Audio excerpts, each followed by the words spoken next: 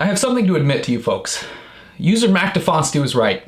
My last Crypto.com video was paid FUD. Jamie Dimon came to me last month and threatened my dog. He said, if you don't talk shit about Crypto.com to your 300 YouTube subscribers, then I'll personally break your dog's legs. I said, but Mr. Dimon, I don't have a dog or 300 subscribers. So he gave me an English Bulldog puppy, and I said, oh my God, you're so cute, I'm gonna name you George. And then he said, pretty nice dog you got there. It'd be a real shame if someone broke its legs. I said, no, Mr. Dimon, please. He said, then make the goddamn video. And if I hear you didn't make good faith arguments about the risks of the platform in your comments, then I'll give you another dog and I'll threaten to break its legs too. I said, but dogs are a lot of work, Mr. Dimon. So he crumpled a $20 bill and threw it at my face. So yes, I'm a paid shill for the banks now. Which is ironic because Crypto.com is basically just a bank with extra steps. All that said, I have come around on Crypto.com. It's not to say that I don't think there's risk, it's just that I no longer think it's a Ponzi scheme. But it might be. Let me explain. My first take was pretty negative. I have a general skepticism for centralized corporate structures when it comes to crypto, and to be fair, it does sort of violate the ethos of crypto. I'm also especially skeptical of platforms that reward users and incentivize the holding and staking of a native token. But after doing a lot more research, I think I better understand their business model and their blockchain. They're trying to move the world towards mass crypto adoption, which is a laudable goal. They transitioned from the Ethereum blockchain to their own native proof-of-stake blockchain, which has vastly reduced the fees and allowed the CRO token to function as a pretty easy medium of exchange.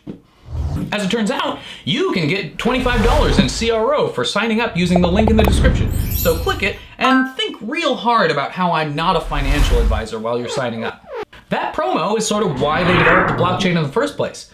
It enables them to offer rewards in the CRO token to incentivize adoption. A lot of those returns will dry up over time, but they provide a nice incentive to get involved in the platform for the time being. Overall, I believe the founders are trying to grow a business and sustain that business. I don't think it's a rug pull. My problem with Crypto.com is not that they're trying to rug pull investors, I just think that they're a new type of bank. What Crypto.com enables is payments in crypto in the traditional financial system. They collect spread fees and transaction fees in the middle of the whole process, so it allows peer-to-peer transactions within the platform, but anytime you want to transact outside of it, you're going to get hit with fees, some of which are hidden, which kind of sucks, but is no different than banks now. Again, not a scam, just kind of shitty. Another problem. Because they're so intimately tied with the traditional financial space, they fall victim to a lot of the same risks. For instance, Crypto.com still allows trading of Tether on their platform. Go watch my video on stablecoins if you want to understand why this is a unique risk. None of the shills who commented on my last video defended the process of capital rehypothecation, which is when Crypto.com re-lends collateral assets to institutions and margin traders, which is one of the practices responsible for the 2008 financial crisis. It would be a different story if they were truly decentralized and all these transactions were auditable on the blockchain, but they sure love having a board of directors for some reason. Maybe because they don't want to destroy the banks, they just want to be one. Another problem with wanting to be a bank is that you have to play by the rules the banks built for themselves and to a large degree still control.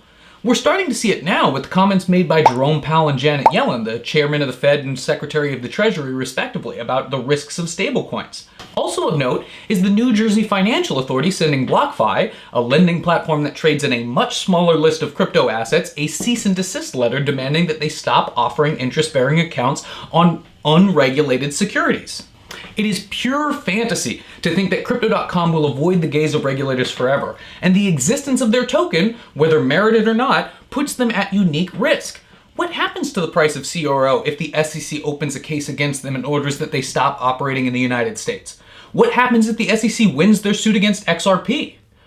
And listen, I generally like Crypto.com. I may take issue with how their business is structured, but I think mass crypto adoption is a good thing, and I think that their partnerships are bringing a lot of good press and publicity to the space, as well as new users. But a regulatory fight is coming, and Crypto.com is at a unique disadvantage in that fight because of their centralized structure. And if I'm wrong about that, it's only because of how much they love the rich. Just look at their white paper where they describe the Crypto.com private membership, where they offer special OTC block trades to holders of their Obsidian Rose Gold and Icy White Visa cards. They also give them priority access to research reports published by Crypto.com, which kind of sounds like insider trading. Also of note, Inheritance services, which sounds like a scheme whereby the rich can avoid inheritance taxes by routing their money through a Maltese crypto exchange. And please, someone debate me. If you really love Crypto.com and you think they love you back, then DM me on Instagram at Trox News Network or join the Discord and we'll work something out. Like or dislike the video, just please argue with me in the comments or Jamie Dimon will give me more dogs and break their legs. Thanks for watching. Stay safe out there.